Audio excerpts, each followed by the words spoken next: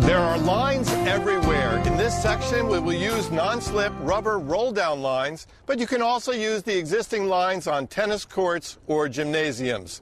Just remember to encourage the athlete to touch the ground lightly and quickly, as opposed to heavy, loud, or slow. Before demonstrating some more creative exercises, remember that the basics are also important to practice. First, try 1-foot hops from side to side, and then also forwards along the line. Then try the same 1-foot hop, but moving sideways. The next idea is the same with double foot hops. First forwards, and then also sideways, as is now being demonstrated. A slightly more complicated pattern is to move sideways along the length of the line with 2 steps across the line and 2 steps back. Finally, let's share the pattern of stepping across the line with every 4th step with the same foot.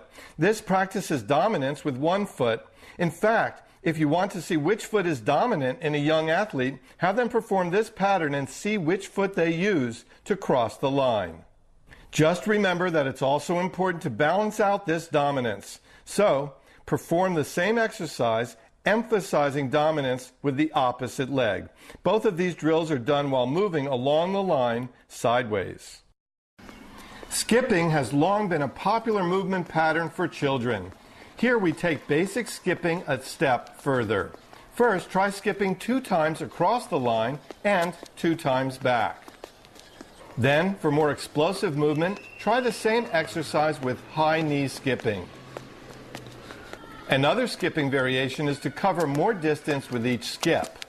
Here, our athlete is skipping the full length of the line as fast as possible, switching sides halfway through. Triplets consist of a large variety of movement patterns, helping both footwork and rhythm.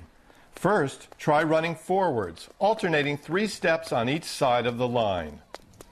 Another variation is performed sideways and requires 2 steps on one side of the line and 1 step on the other. Another variation is to hop with both feet twice on one side and once again on the other. Skipping can also be converted into a triplet pattern. First, 3 times on each side of the line while moving forwards. Then try a much more difficult skill builder. Here, our young athlete is skipping across the line every 3rd skip while moving along the line sideways. Good job. In this series of exercises, a whistle creates agility challenges. The first variation has a junior running on one side of the line, and when the coach blows a whistle, the junior simply changes to running on the other side. Try it with side shuffles as well. And you can also perform the same shuffle drill with 180-degree turns and switching sides of the line at the same time. Finally, have 2 children start at opposite ends of the line and run in a circle to try to tag each other. They are not allowed to reach over the line to tag, and when the whistle blows, they have to change directions. This is a great exercise for acceleration and deceleration running, as well as to help with direction changes.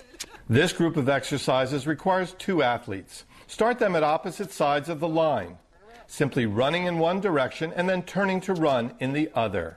One initiates direction changes and the other follows, just like a mirror. A simple variation is to have them face one another and perform the same exercise but with a simple shuffle. Then you can challenge them even more with sideways skipping. And finally, forwards and backwards running can be tried out as well.